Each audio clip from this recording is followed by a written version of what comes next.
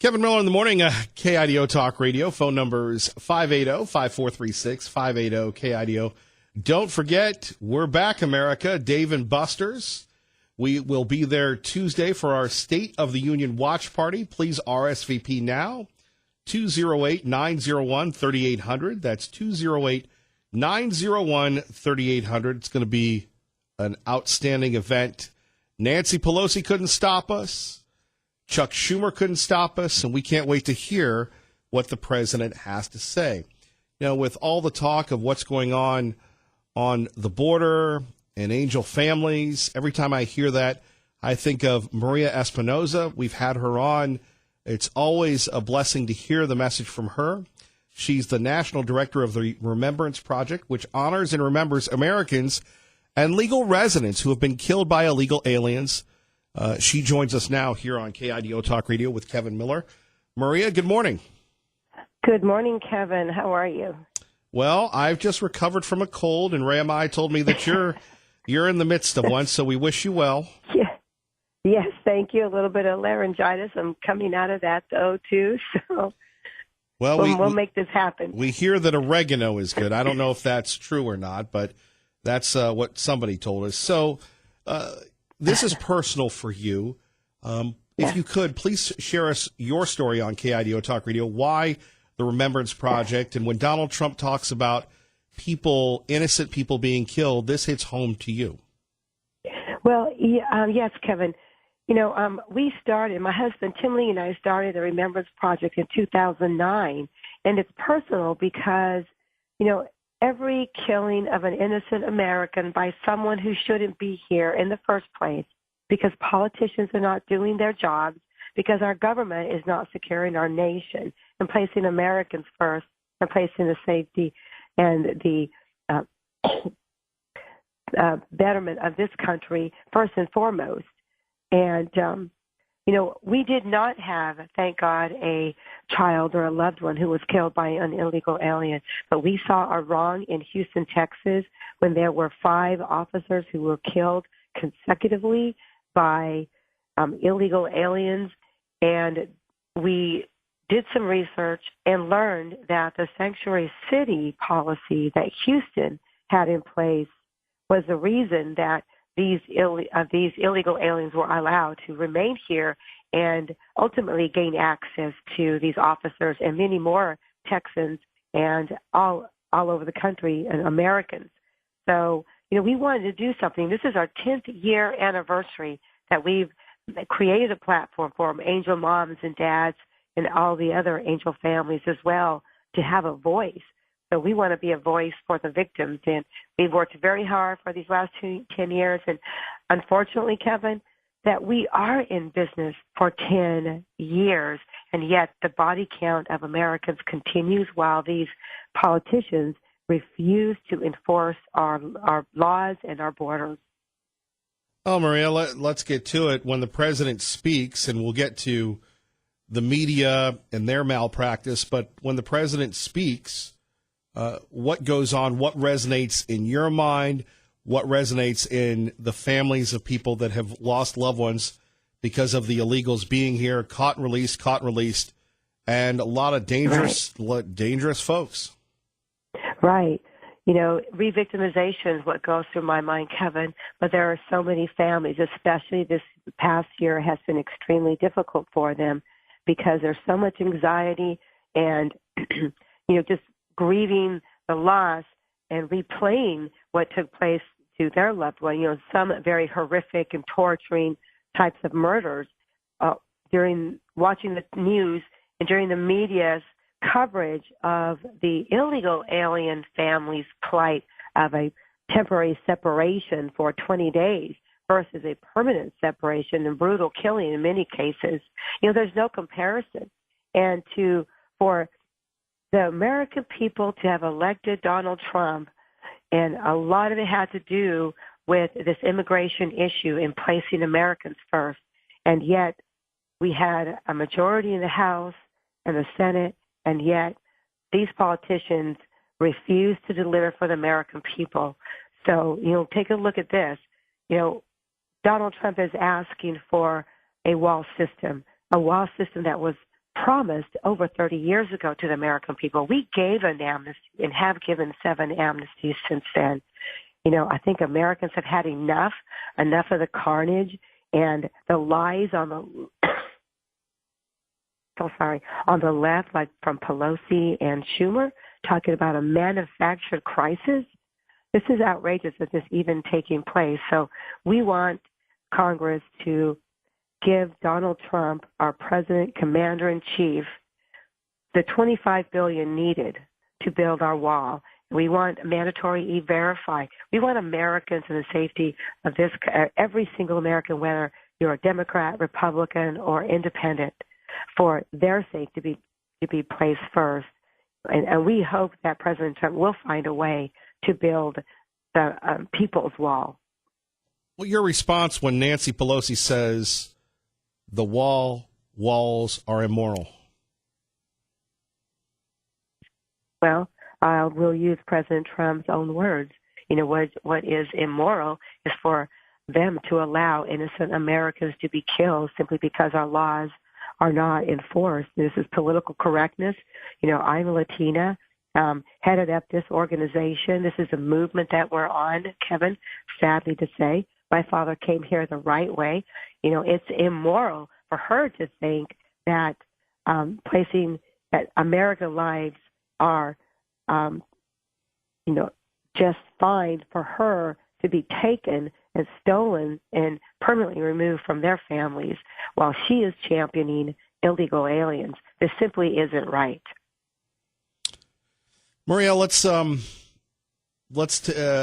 get your read on this at KIDO Talk Radio about people saying walls don't make a difference. Kevin McCarthy saying, it's a border, it's border security. The idea that this is the stand that they're taking. You ask the folks in San Diego, they'll tell you the wall works. Right. Absolutely, walls work. If you have walls in your home, you have a fence, you have doors, you lock them, they absolutely work. It's ridiculous. We're even having this conversation, Kevin. And I think I really plead with your listeners, us with common sense and adults in the room to make your voices heard. We need to call President Trump, in the phone number there to the White House. You can email him, 202-456-1111, or email him and comment on social media and tweet to him and let him know to stand strong, that we support him, and that first and foremost and the fundamental duty of our government is to secure our borders.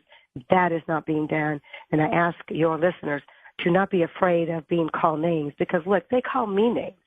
I'm a racist, and here I am, Maria Espinosa, Latina, and, it shouldn't make a difference. But for some reason, the political correctness has just overtaken our country, and it seems to make a difference. But look at this. We have America First Latinos, so we started almost 4 years ago, before America First was even spoken, because the Latinos were reaching out to me, Kevin, and saying, please, Maria, continue talking and speaking out, because we don't align ourselves with that illegal alien demographic. And those Democrats certainly don't speak for us, that we shouldn't be lumped in with them. And look, this whole issue and saying that it's racist is really giving Hispanics a bad name. Hispanics, Latinos. I'm an American first. I happen to have a father who was born in Mexico. My mom is a fifth-generation Texan. We're all Americans, and that's what we're protecting right now, Kevin, is this greatest country in the world, in my opinion, and our unique form of government. Nowhere in the world can you find this, and we have to do all we can and go all out to protect this country, one stolen life at a time. Maria, we'll get you out on a couple more here. We appreciate you helping us out on Injured Reserve. We want to obviously bring folks together. We want to all be Americans. What are your thoughts on Tom Brokaw and his comments concerning Hispanics need to assimilate and learn English? Finally, I'm agreeing with something that he said. Right. What other Latinos have said basically is, look, I've had friends or acquaintances who approached me and told me that in school they were placed in ESL classes, but their parents took them out of it and said, no, you're going to learn English and you're going to work at it. And, they're American, but growing up in a household where the parents spoke Spanish or English wasn't real good. And guess what? They're the ones who excelled in employment, in their business and relationships. They're the ones who weren't held back by that. And he's absolutely right. If you come here, you must learn English. English is a universal language, and they should absolutely assimilate. But what I have heard and what has been told to me is that the illegal alien demographic has taken over to where they're demanding. As you can see, look, they were demanding, $55,000 from the American government just a couple months ago. They're demanding to be taken care of, demanding that we take care and fit the bill for their child care and also give them cash on Visa cards so they wouldn't have to work because they had children to take care of. That's not the American way. And if you come here, Kevin, you must learn English and you must assimilate. That's where the term, the old country, remember? Back when migration was heavy, the people, Irish or Italians, they talked about the old country. That's because this is their new country. They left that behind. They can keep their cultures and whatever traditions, but they must assimilate here into our American culture. That's what he's talking about, and Tom Brokaw is correct on that. Yet he backed down, and you had people calling it racist to require people to assimilate to American values and speak English. Yeah, right. That's completely wrong, and it makes no sense. But again, it's that the globalist ideology to break down America and ruin this country, and bring it to his knees by this unfettered immigration and the political correctness. That's what we have here. And all it takes is for good people not to do anything, correct? Yeah, you're right. Maria Espinoza, if people want to help you in the Remembrance Project, what can they do?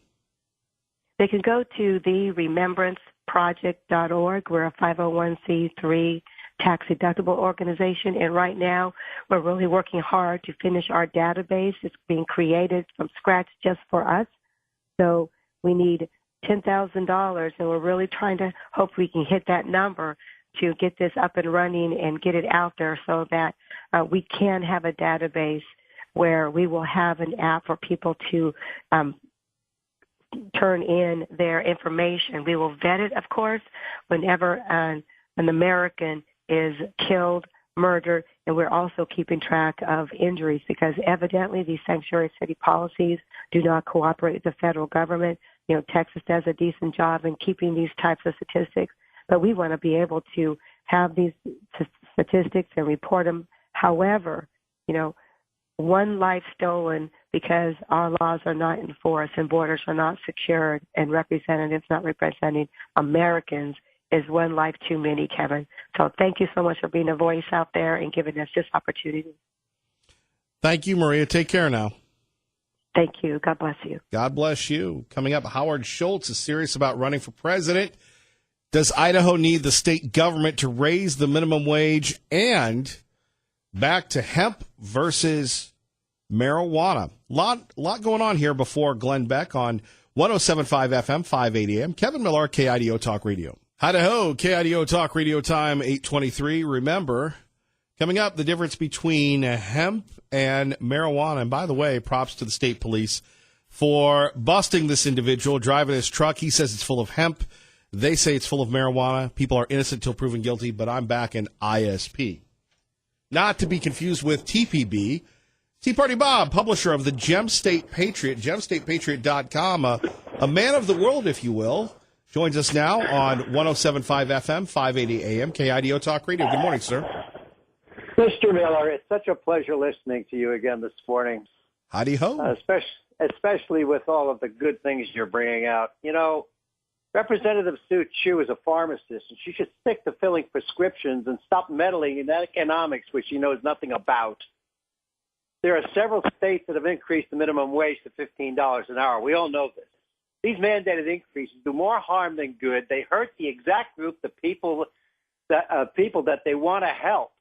Statistical research done by the San Diego State University have found no evidence that minimum wage increases were effective at reducing overall poverty rates or poverty rates among workers. And other studies have found that some poor workers who kept their jobs after minimum wage increases were lifted out of poverty, while others lost their jobs and fell into poverty. So where is the difference? What are you helping here? There's two key reasons why minimum wage does not alleviate overall poverty. Number one, minimum wages reduce the work available for low-skilled workers. Businesses that employ low-skilled workers tend to move toward automated alternatives like self-checkouts or high-skilled labor. Hours for minimum wage employees are cut, lowering their income, raising the poverty levels for those households. And statistically, a 10% increase in the minimum wage reduces low-skilled employment by 1 to 3%. And reason two is the minimum wage does not relieve poverty, and there are just so few beneficiaries of minimum wage increases that live in poor households. Fact is, relatively few minimum wage workers live in poor households. Census data finds that workers earning between $7.25 and $10.10 an hour who would be directly affected by a minimum wage increase basically don't live in non-poor. They live in non-poor households. They are not in poor households. Only 13% of the workers who would be affected live in poor households. Well, nearly two-thirds of the households with incomes over twice the poverty line, and 40% live in households with incomes over 3 times the poverty line. So what good are we really doing here? You know, if the legislature really wants to help those in the lower income brackets, they'd be better off eliminating the grocery tax, which affects those low income brackets more than any other group in the state. I would ask the legislature to do the right thing and forget about this dumb minimum wage bill and proceed to get rid of the grocery tax if they really want to help those that are impoverished. That's about all I have to say. Wow, that's about it, huh? Yeah, you know, I don't understand where these legislators get off trying to do stupid things like raising a minimum wage, which they all know does absolutely no good. And the proof of the pudding's in the eating. Look at all of the different cities and states that have done this. They have all suffered. All of the minimum wage people have suffered for this. Yes. They don't get it. Well, but you see, they're pandering, and that's exactly what this is. All it is pandering. Well, then you have to educate the public to understand that if they raise the minimum wage, you're going to lose your job. I mean, how can you be so ill-informed to tell people this, and they actually believe it? I mean, if this is happening all over the country, and I just don't get it. You lower the tax on the groceries, or get rid of the tax on the groceries, you're going to help everybody. Taxes don't help anyone. And this is one of the most onerous taxes we have in the state, next to the gasoline tax, because it hurts those in the lower income brackets more than anybody else. Tea Party Bob, the Gem State Patriot, we appreciate you. Thank you, sir. Thank you, Mr. Miller. Have a great day. You too. Appreciate you. 580-5436. 580-KIDO. Kevin Miller with you. Let's get you to work safely and on time. I'm News Channel 7's Eric Gebert. And I'm Kevin Miller. Coming up next, hemp marijuana, what's the difference? And let's celebrate the largest record pot bust in the state of Idaho's history, 6,700 pounds. Thank you, ISP, for keeping us drug-free. Kevin Miller, KIDO Talk Radio. Good morning, Maggie. Good morning, Kevin. Blessed to be with you. K. Millie, Kevin Miller in the morning. Thoughts and prayers to our friends in the Midwest. You believe that from that report? 21 degrees below zero. That's not the wind chill in Chicago. That's what it is. And then 50 below, it feels like. What does 50 below zero feel like? And here's something that I want to share to everyone that's talking about global warming. Do you think that anybody in the city of Chicago, in Minneapolis, St. Paul, Minnesota, believes in global warming today? I mean, really, does anybody believe in global warming today? It's a polar vortex. Is it global cooling? It just shows you how silly, how ridiculous the mainstream media can be when we're taking a look at just the idea of this, that, and the other. It's just crazy stuff. Crazy indeed. Once again, we will be at Dave & Buster's. Hope to see you there. It is our State of the Union watch party. Make sure you sign up early. We'll give you the phone number in a minute so you can make sure that you can hang out with all your friends. And remember, we're going to have a live talk show afterwards. 208-901-3800. That's 208-901-3800 to call Dave and Buster's today and say, look, I want to check out the Kevin Miller Show State of the Union watch party. And then afterwards, we all get silly and ridiculous. And, you won't have to be Stacey Abrams. You'll get a chance to respond to the State of the Union yourself. KIDO Talk Radio, 107.5 FM, 580 AM is your proud home for Fox News on the radio, where we go live to Capitol Hill. We go live to the White House. We even go live to New York occasionally. Right now, we go to Capitol Hill, and we're joined by Capitol Hill reporter, correspondent, guru of all things national politics, Jared Halpern. Jared, good morning. I don't think I've had a State of the Union watch party quite as exciting as the one you have planned since college to play those State of the Union drinking games back when I was a younger man. Ours is not a That's drinking. How cool I was in college. We had parties for the State of the Union addresses. You were ahead of your time. Ours is more like a chicken wing eating contest, but yeah. I suppose. That's probably safer. I would say. So a lot of people have questions about what's going on the border and the troop deployment. What's the latest? Yeah, so this was interesting. So yesterday, the House Armed Services Committee, now chaired by the Democrats, Adam Smith from Washington chairing the committee, brought in two Pentagon officials to explain the decision to deploy several thousand border troops or U.S. active duty troops to the border late last year. Listeners may recall that deployment has been extended well into this year, and in fact, yesterday, the Pentagon announced a new deployment down there. And so there have been questions about, why is this an appropriate use of active duty troops? What exactly is their mission down there? How much is all of this costing? And one of the concerns raised by Chairman Smith is this impacting readiness for other missions overseas? I mean, is this cutting into training time at home? Is this cutting into maintenance and other issues that sort of troops and these units do when they're not deployed? The Pentagon offered some answers. They said, one, they don't believe that it's cutting into much training, that they're able to rotate troops in and out of the border pretty frequently every several weeks or so. But the bigger issue was sort of this decision on why would you send these troops down there. And that was one that, the officials said, listen, at the time we had these caravans of migrants from Central America moving up. They had totaled several thousand, 7,000 at one point. They were in Mexico City, and we did not know where along the southern border they were going to try and cross. And so the decision was made to flank out all of these troops, basically to do surveillance, and in some cases it's a lot of combat engineers, so they're building sort of temporary fencing structures along the border.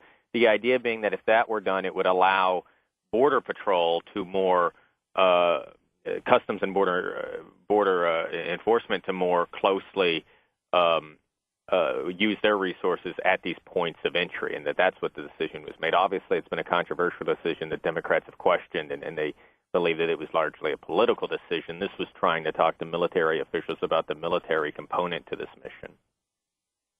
Well, really, wouldn't they really have to ask the president? That was his idea, right? He's probably not going to testify at the House Armed Services Committee.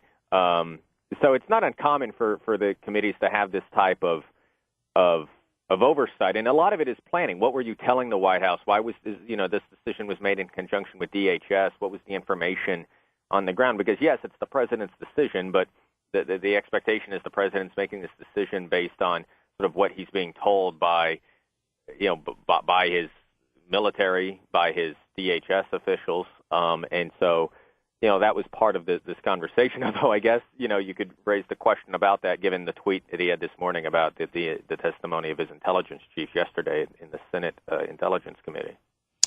Indeed. Our great friend Jared Halpern joining us, KIDO Talk Radio. Jared, anything else you'd like to share with us today? Well, it's an exciting day if you're in the conference committees talking about the border, this House and Senate conference committee, the negotiators that are going to try and hammer out this border security funding package meet for the first time this afternoon. We expect to hear from those members as well. And we'll see. I mean, the president was tweeting about that this morning, too, saying that if they don't include a wall or a physical barrier, they're wasting their time. There's still a lot of questions about how big a deal could be reached. Yesterday, the Senate Majority Leader, Mitch McConnell, was asked the scope of what this committee should be. Should they be looking for broader immigration? Should it be focused only to dollars and cents along the border? And he didn't have a preference. He said they can go as big or as narrow as they want. He said the only thing they need to do is find something that works, and he defined something that works as not having a shutdown on the 15th of February and not having the president declare a national emergency. We shall see. Never a dull moment with you, brother. At least not when you're in D.C. No. Jared, take care. Have fun at Dave & Buster's. Thank you, sir. Appreciate it. All right. Jared Alpern, maybe we should try and get him to join us. Dave & Buster's Tuesday night State of the Union watch party. All right, the difference between hemp and marijuana from our friends at Channel 7 on KIDO Talk Radio. May look alike. If you were to look at the leaves side by side, it would be really hard to tell the difference. And some say they even smell similar. And they're both considered cannabis. But that's where some say the similarities between hemp and marijuana end. So hemp has a lower THC level than marijuana, and that really is the difference. Hemp is a cousin to cannabis, but legally, hemp has just 0.3% of THC, the part of marijuana that makes people high. Hemp is in so many products. It's really amazing, all the different products it's in. It's in your dashboard of your car. It's in a lot of cosmetics. It's in a lot of lotions. Smoothies. Ropes. For a long time, the government designated hemp as a controlled substance because of its relationship with pot. But it wasn't always like that. 5 decades ago, hemp was really an important commodity. It was an important plant in production of ropes. And during the war, it was really critical. And our Constitution was written on a bill made out of hemp paper. Last year, President Trump signed the 2018 Farm Bill, taking hemp off of the controlled substance list and making it legal to transport. But here's where things get tricky. Idaho laws about hemp don't match their federal counterpart. And that Farm Bill changed everything. In Idaho, it's still illegal to grow hemp, and it's still considered a controlled substance. But 2 state lawmakers are hoping to change that, and they say the Farm Bill has paved the way. It just opens that window for us to say, is this something that we want in Idaho?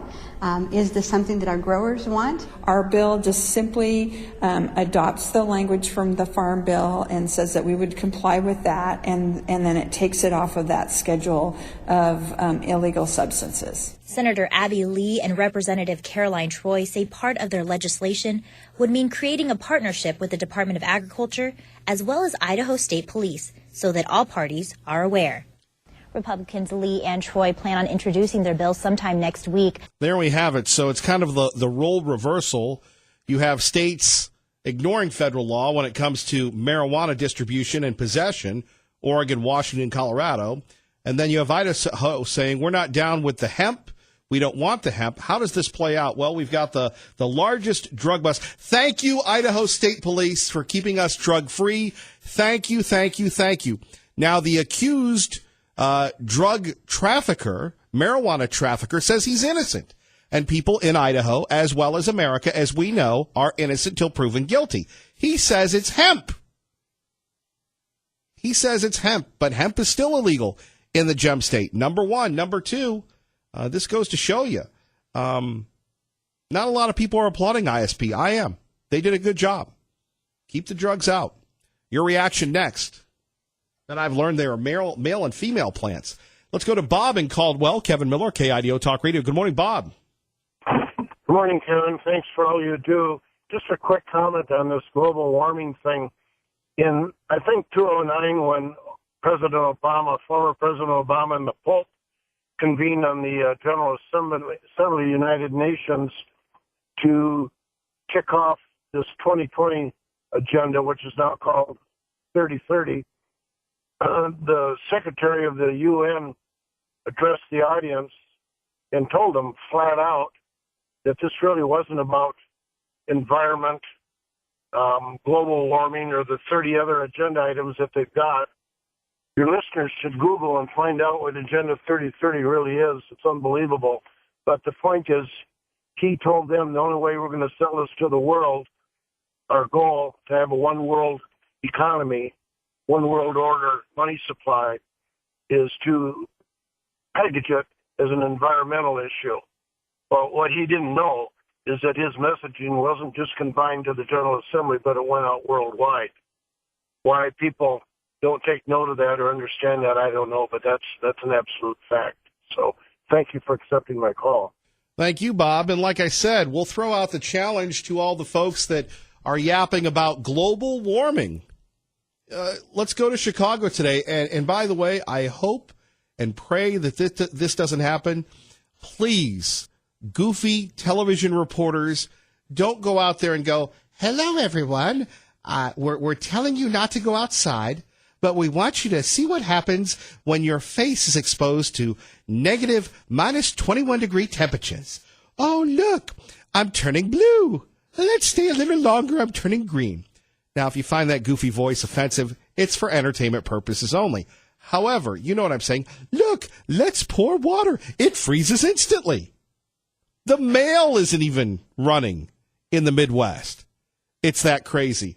You cannot tell me, and you cannot tell others that know the truth in America today, that despite Kyoto, despite the Ketos, despite everything else, well, Kyoto, it's close, that global warming exists.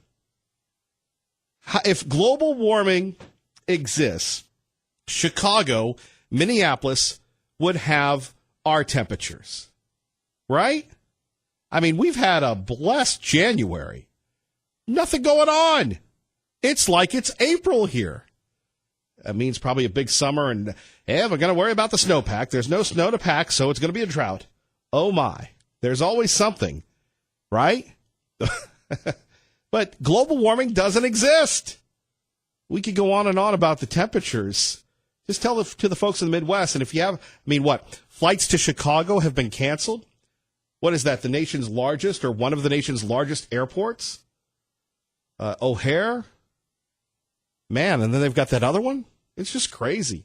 All right, coming up next, let's finish strong before Glenn Beck. 2 topics. Well, we can throw in global warming. We can do a Miller triple threat here. Number 1, global warming does not exist. Number 2, thank you, Idaho State Police. Thank you, law enforcement. It is so tough to be a law enforcement officer these days because you have the pro-pot Politburo press forces disseminating their disinformation that pot is good, that marijuana is great, and let's go toke on a weed. And finally, a state representative says it's time to raise the Idaho minimum wage. Well, what's that going to do for small businesses? A lot to talk about before Glenn Beck. Now, I can hog the microphone and but who wants to listen to that? Well, maybe a few of you, but those stories and more next. 580-5436, 580-KIDO. You're listening to Kevin Miller on 107.5 FM, 580 AM, KIDO Talk Radio. And don't forget, Dave Ramsey, right after Glenn Beck. Just keep it here all day long, KIDO Talk Radio. I think we should call in Dave Ramsey and ask him what to do about the state budget, the $60 million shortfall, how we're going to fund Medicaid, expansion. Of course, big story yesterday, Idaho Freedom Foundation taking the matter to court. The Idaho Supreme Court will rule whether or not Medicaid expansion is constitutional. Oh, my. What happens if the referendum was for naught? Ouch. There's always drama. Pete from Mountain Home joins us. Kevin Miller, KIDO Talk Radio. Hello, Pete. Hey, Kevin, how you doing? Living the dream. Hey, quick comment on the minimum wage. Everything Tea Party Bob said was correct. But another reason why it results in the loss of jobs is you look at what an employer has to pay in addition to the wage, unemployment insurance, Social Security, and just the cost of processing the paperwork and everything. It usually ends up costing an employer roughly twice whatever the wage is. And you get up into $12 or $15 an hour, and the cost to the employer then gets up to the $25, $30 an hour. They're going to look real hard at that person and say, you know, I can mechanize, I can automate that job, or, gee, maybe I don't really need that job that badly. And the result is people at the lower end of the economic scale lose their jobs. And the other thing is, I always thought the minimum wage, when I was growing up anyway, it was a starter wage. It was intended to allow employers to hire somebody with zero experience. Sure. And then they could get experience and go move on to a better job. And I don't see it as, the idea that you ought to be able to raise a family of 4 on that is just silly. I would agree with you, Pete. And look, this is just a play by the Democrats to get some publicity. Oh, yeah, they're pandering to their base. But where are the Republicans with the repeal of the grocery tax? Yeah, that would be a much higher benefit to the people in the lower end of the income scale. That's for sure. Well, and please don't tell me that you can't pay for it. Oh, well, see, you know what I think they might be doing is sitting on it until they find out whether or not the Medicaid expansion goes through the Supreme Court. And if it does, then they'll go, we got to use the grocery tax to pay for the Medicaid expansion. No, and people have said that, but regardless, one way or the other, then you know what needs to happen? The legislative leaders and the governor need to have a massive press conference and explain it to the people of Idaho why what was promised during the campaign is not going to happen. Oh, they don't want to do that. You mean come out and actually talk to the public about it? Good Lord, Kevin. Well, you got to take responsibility. A lot of us have had to own up to things, and we still have to own up to things not being very comfortable. And that's what it's about, being a responsible adult. Well, you understand that a politician's apology is something along the lines of, I regret that you were too stupid to take this wrongly. They don't actually apologize. They're just sorry that you didn't understand. Right. Well, Kevin, hang in there. You're a voice for those of us who are, still old fart conservatives, and probably even for the young fart conservatives. Our job is to be the keeper of the flame. Hey, and somebody's got to keep it going, man. I agree. Take care of yourself. You too, Kev. God bless. God bless, Pete. My man Pete from Mountain Home from Ohio, where all good things come from, whatever that means. KIDO Talk Radio, traffic and weather together, 107.5 FM, 580 AM. Channel 7's Eric Gebert. And let's go back to the phones. Pro-Life joins us now on KIDO Talk Radio. Good morning. Good morning.